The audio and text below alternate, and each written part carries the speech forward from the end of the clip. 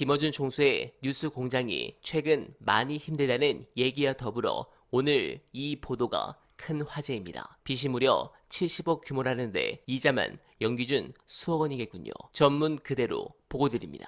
방송인 김어준 씨가 대표로 있는 주식회사 딴지그룹이 재개발이 추진되고 있는 서울 서대문구 충정로 3가 마포로 5구역 제2지구 도시정비형 재개발구역 내 사옥으로 사용하던 건물을 70억 원대에 매입한 것으로 나타났다. 이 일대는 재개발을 통해 28층짜리 주상복합으로 거듭날 전망이다. 딴지그룹은 건물을 매입하며 70억 원가량을 대출받은 것으로 추정된다. 중소기업은행은 지난해 11월 딴지그룹을 채무자로 하는 근저당권을 해당 건물에 설정했다. 정비업계 관계자는 딴지그룹은 2016년부터 해당 사옥을 사용하며 연 수억 원씩 임차료를 낸 것으로 알려져 있다고 말했다. 이어 이번에 재개발이 추진되면서 아예 사옥을 매입한 것으로 보인다고 덧붙였다. 네, 일단 이 부분도 그렇지만 현재 뉴스공장은 광고를 받지 않고 멤버십과 슈퍼챗 수익으로만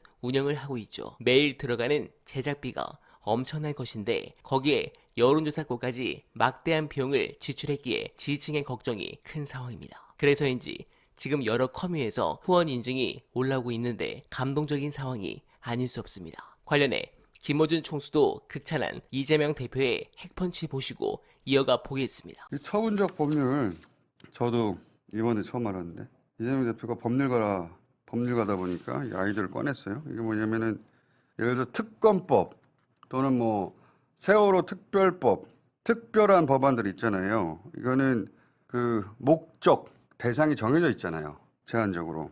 근데 이거를 이재명 대표는 민생 경제도 적용할 수 있지 않나? 예를 들어서 신용불량자들이 있잖아요. 네. 그 회생을 위해서 연체 기록을 지워준다. 신용사면이라고 하는데 이거를 그렇게 처리할 수 있지 않나? 또는 소상공인들 대상으로 어려운 전기료를 제한적으로 인하해 줄 수 있지 않나?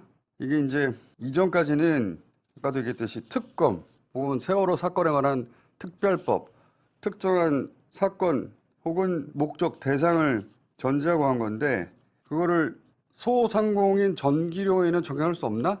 제가 법률가가 아니어서 이거 되는지 안 되는지 모르겠는데 이재명 대표가 법률가다 보니까 할 수 있을 거라고 보고 상임위별로 조사를 해보라고 했다고 합니다. 그러면 이렇게 해서 특별법을 만들어서 처리하겠다. 이런 법이 만들어지면 정부가 해야 되는 거거든요.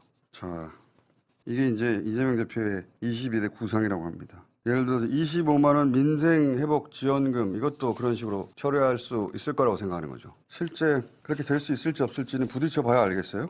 네, 저도 이건 놀라웠습니다. 아니 만약 이런 분이 행정 권한까지 갖고 있다면 얼마나 이 대한민국을 바꿀 수 있을까 정말 기대가 큽니다. 그러나 냉정하게 보면 역대급 총선 대승이지만 박근혜 탄핵처럼 절대 평화적으로 끌어내리기 어려울 가능성이 높아 보입니다. 그래서 민주당은 쉴 틈 없이 저들을 공격해야 합니다. 탄핵을 시키려면 중대한 법률 위반을 국민들에게 확실히 인식을 시켜야 하고 그런 부분에서 김건희 특검과 최상병 특검을 강하게 밀고 나가야 합니다. 그래서 조중동조차 손을 쓸 수 없을 정도로 코너로 몰아야 합니다. 권력은 어느 순간 뚝이 무너지면 한 번에 무너지는 속성이 있습니다. 제발 그 순간이 하루라도 빨리 이어지길 간절하게 바라면서 오늘만은 오늘도 최선을 다하겠습니다. 여러분 고맙습니다.